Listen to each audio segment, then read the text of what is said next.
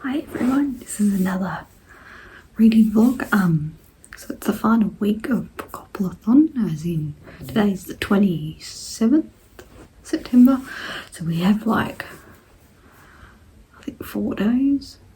Is it 30 days or 31 days in September? I can't remember. But I am almost finished my final book for Bookoplthon, which is The Devil Makes 3 by Tori Boffalino. I am 240 pages in, so about 65% in, so I definitely will finish it by the end of the month. It's good. It's a quick read. Some of these chapters are only like 3 pages long, which is nice. But yeah, so you know, yeah, I'll probably give it like 3.5 stars by the time I finish. But you know, after Empire the Vampire, it was nice to read a quick short book. So yeah, and what also just arrived was my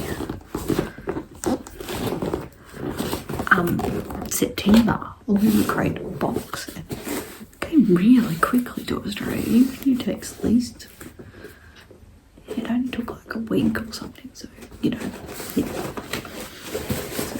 So, we'll see what's in it.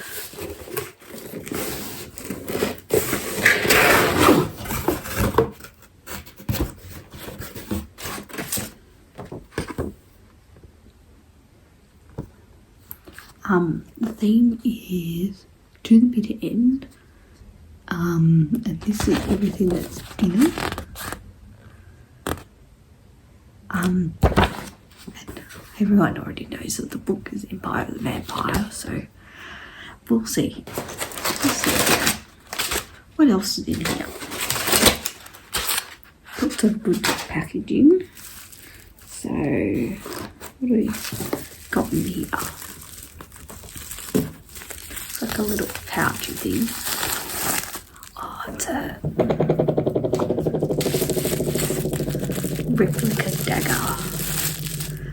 They usually never put these in the special edition boxes. And I have a feeling that this might be inspired by Percy Jackson. Yeah, it's a riptide sword replica. Yeah, so it's inspired by Percy Jackson, and it's done by Stacey McCoy Cart, which usually does the, but beautiful, yeah. What else have we got? We got a pouchy looking thing.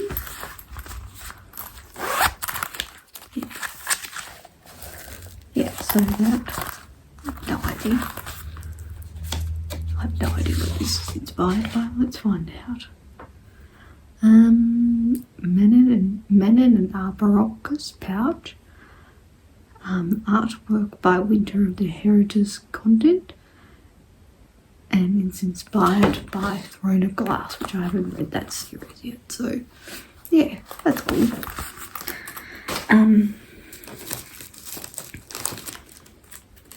Oh yeah, we've got some shoe charms, which was something that they put on Instagram. Yeah, they're pretty. Not sure if I'll ever put them on shoes, but that's alright.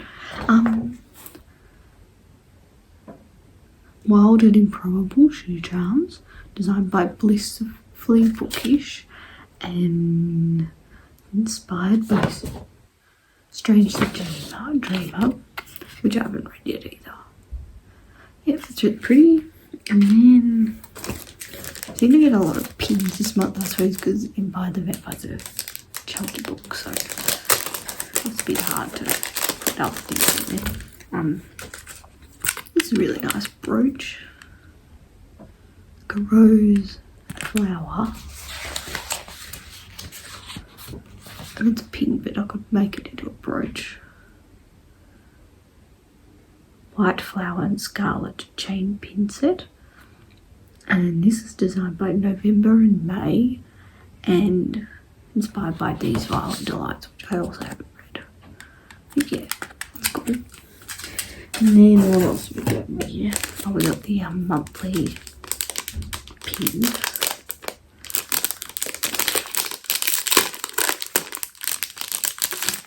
Which is this one.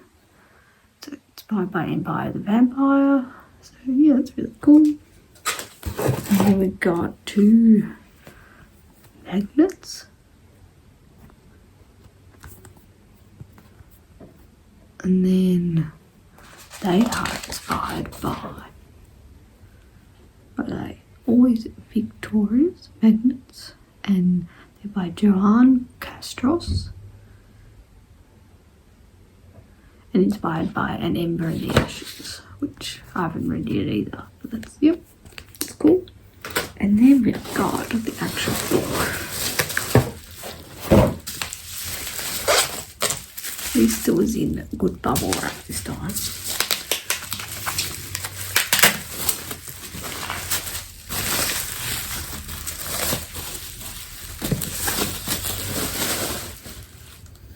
And then that's the cover. It's a beautiful sort of white cover and a gold spine. Beautiful and beautiful printed stitch edges. It's really cool. Yep, and then we got a letter from J. Christoph. It's really cool with really nice art print. And then it's signed as well. And then what else? Let's see if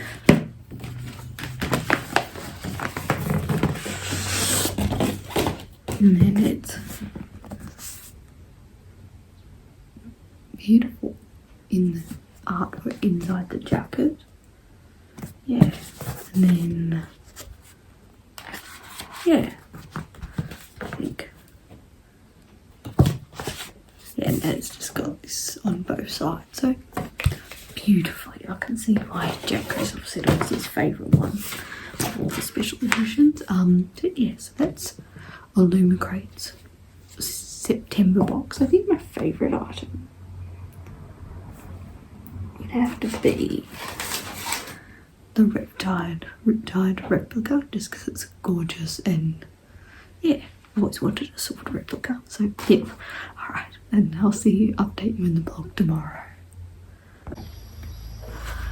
Hi everyone, this is Wednesday the 29th of September. So it's the end of the Bookoplathon, and the end of September, so I thought I'd do a wrap up video in this vlog. So I successfully read 7 books for Bookoplathon.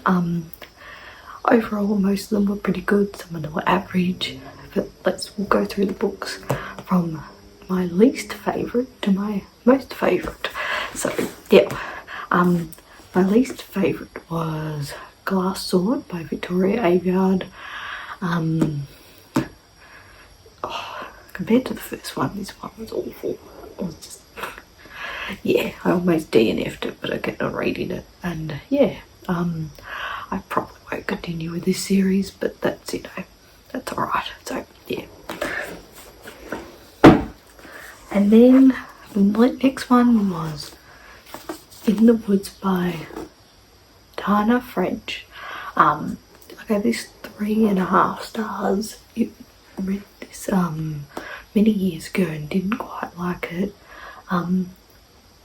It was better a reread.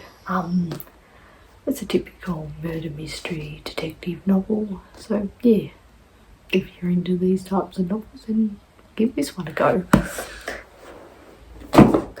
Then we're up to the ones that I gave 4 stars to.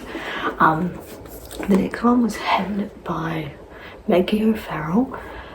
This, I can see why this book won the Women's Prize of Fiction. It's beautifully written, very sad story, but beautifully written. So yeah, if you want to pull your eyes out. Recommend this book. Then the next one I go for about 4.25 stars was Devil Makes 3 by Tori Bolfalino. This book was an extremely quick read. About 400, I think it was 400 pages long. The chapters were really nice and short. It was supposed to be a horror book, and it sort of was, but not really. Definitely a good introduction to horror genre if you've never read a horror novel, so I recommend this one. Then the next one I gave 4.5 stars to was Rainbow Grey by Laura Ellen Anderson, who also who drew the pictures as well. This book was beautiful, like a beautiful middle grade that was perfect for being in lockdown to read. Yeah, and if you're a fan of the Amelia Fang series, then I'd recommend this book. And if you're just a fan of beautiful middle grade, then I'd recommend this book. Then I also gave 4.5 stars to The Unbroken by Sue L. Clarke. This book was really good for an first debut novel in the fantasy genre. The politics in this system was fascinating, the world building was beautiful. Overall, it was just a really good book, and I can't wait for the next one in this series. So yeah. And then the only book I gave 5 stars to was Empire the Vampire by J. Kristoff. This chunker of a book, like 700, 800 pages long. That's 720 pages long. This book was just, yeah, like I love vampire novels, but this book was a really interesting take on the vampire genre, and it also just had sort of an environmental element to it because the sun no longer shines as bright, and lots of introduction to mushrooms.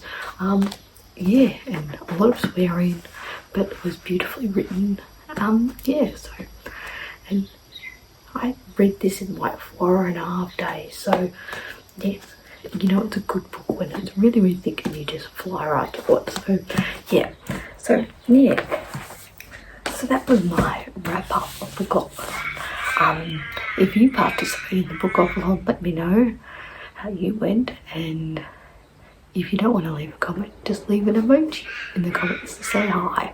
And I'll see you all in the next one.